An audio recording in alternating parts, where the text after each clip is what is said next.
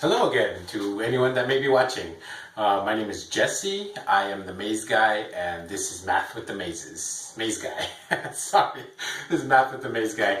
I'm trying to help some people with the most basic parts of math, trying to help with interpreting and trying to push you in the right direction to let you know how to use equations, how to write equations, and figure out what exactly the math language is. Because basically math is all about keeping organized, keeping your numbers organized, learning lots of different rules. But in basic math, in things like what you want to do with yourself, customer service, you might not necessarily need it all the time, but you do need to learn how to add and subtract quickly. You need to learn some basic stuff, and that's kind of what I'm here to help with. So the first thing I want to talk about is adding and subtracting. Again, it's going to be a lot of organization, so do things the way that you feel comfortable with, and please don't make fun of other people that may need a little help, that may need a calculator or something just for simple math. It's not everyone's at that same level, so please don't make fun of anyone for any kind of help that they look for. So normally in mathematics, we're going to see equations. We're going to look for a lot of things like that, and it's going to look like this. 4 plus 3 equals what?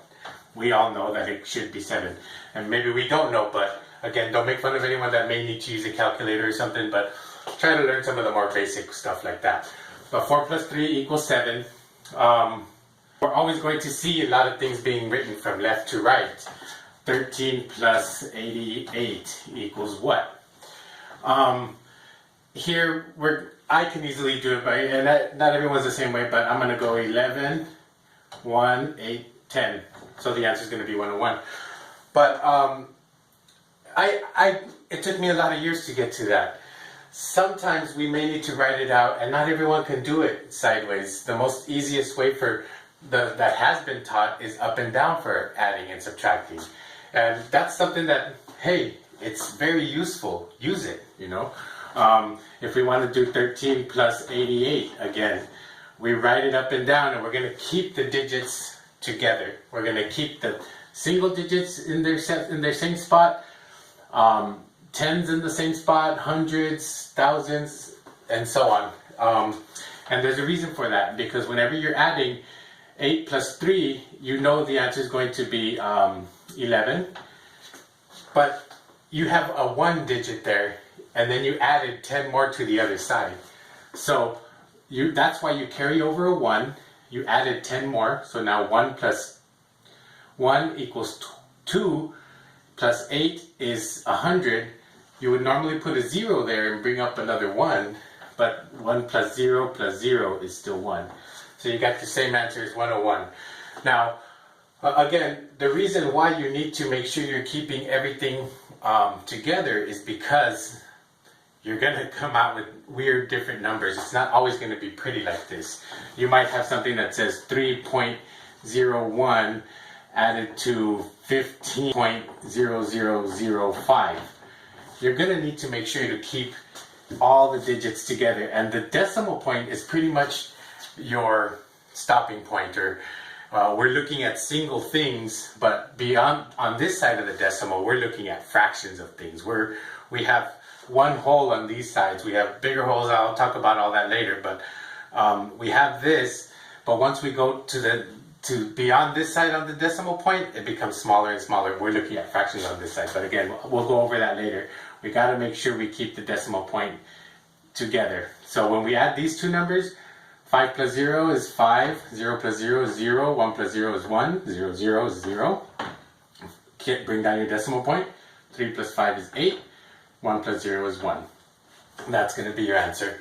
So again, when it comes to adding, please make sure you're keeping all of your digits together, because those are the simple concepts of adding and subtracting. We have a certain amount of things, and it's interesting how adding can be, because when it came to my mind, I don't know how everybody else deals with it, but I pretty much looked at dominoes and I would see the 5 spot, and I can easily visualize a 9 by getting rid of the one in the middle, or 8 by getting rid of those two. and it became easier for me to add. I'm not quite sure how to explain that, but if some of you have that, somebody has a different kind of way of doing it, because nowadays we use, base 60 or something that deals with a clock, and we're kind of easily knowing how a quarter of a clock is 15 minutes. But all of that is like adding and subtracting. We're looking at different pieces of a whole. We need to think outside the box. We need to think of different ways that we're talking about when it comes to adding or subtract, or those four fundamentals: adding, subtracting, multiplying, and dividing. So keeping that in mind, let's quickly go over how to do the same thing, but with subtraction, because subtraction is almost the same thing, and I apologize that this is pretty bad. But I'll take care of that by next show, I hope, because it does seem to be a little hard to go back and forth, and that's going to cause a couple more minutes for me to stop and try to fix this. I could easily hit pause and try another video, but I'm trying to do this by spur of the moment to let you know math is pretty much spur of the moment. You're thinking about your paycheck, you're thinking about all this, how much do you have to subtract, how much do you have to add, and multiplication, how much are you making per pay cycle, blah blah blah. If you have an accountant to do all that, kudos to you, but not everyone is so lucky. So now when we talk about subtraction, yeah, I don't need to write all this, but it helps. The main thing to keep in mind, again, we're looking at it from left to right. If we're going to go 7 minus 5, answer 2. Because we have 7, we're taking away 5, you're left with 2. Basic ideas behind subtraction. So, if you need to, the best advice that I have is to do it up and down again, because if you have 7 minus 5, we know that that's going to equal to 2. But what if we have 5 minus 7? We're going to do like this, 5 minus 7. But it can look a little confusing, because then at that point you're like, wait a minute, you only have 5. How are you going to take away 7? I'll go over the number line later. Eventually we know it's going to be -2. It's going to be -2. The only kind of advice or some kind of quick trick that I might have for that, if the second number or the bottom number is higher than the first number or the top number, you're going to do the same subtraction. It's going to be 7 minus 5, but you're going to keep the minus sign because of the number line, because of something weird. So if, let's say we had like 10 minus 38. The same thing, as I just mentioned, let's flip it around and do 38 minus 10. But please, I'm going to put it in a bubble, because this is just a thought process. That's not what it really is. Do your 38 minus 10, and that's going to equal to 28. But since the bottom number is bigger, and that's the minus sign, keep a minus 28. That's going to be your answer. There's a lot that comes to the explanation to things like that. It gets really, really abstract, but not everybody needs to know that. What you do need to know is if you're subtracting, you're going to normally go this way. This is helpful. If you have the bottom number, the second number is bigger than the first number, the top number, keep that minus sign. Do the same minus, but keep the minus sign. This is technically not correct. The right way is it's minus 38 plus a 10. And eventually when we talk about the number line, when I briefly go over the number line, see that minus 38 plus a 10 is still going to be on the minus side, and it's minus 28. So those are the basic things that I wanted to talk about. Oh, one more thing. The subtraction is the exact same thing with the decimals. So let's say we have 5.001 minus 10.1. That's it, right? Now, again, what did I just say?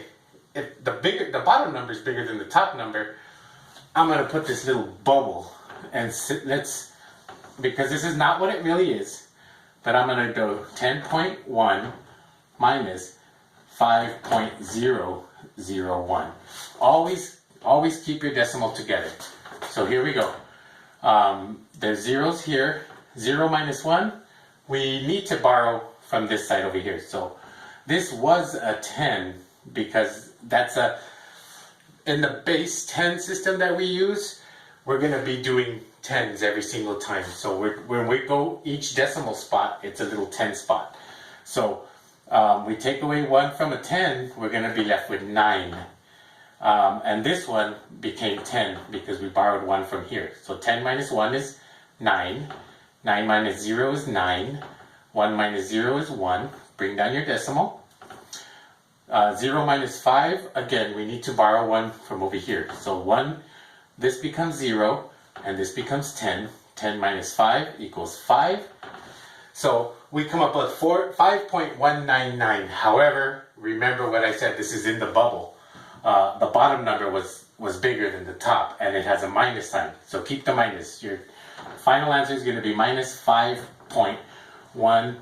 Things that I had to say about subtraction and addition. Again, just make sure you're keeping the digits together, and probably go up and down strictly because it might be easier, but later on you will see this is going to be more common later when you deal with equations.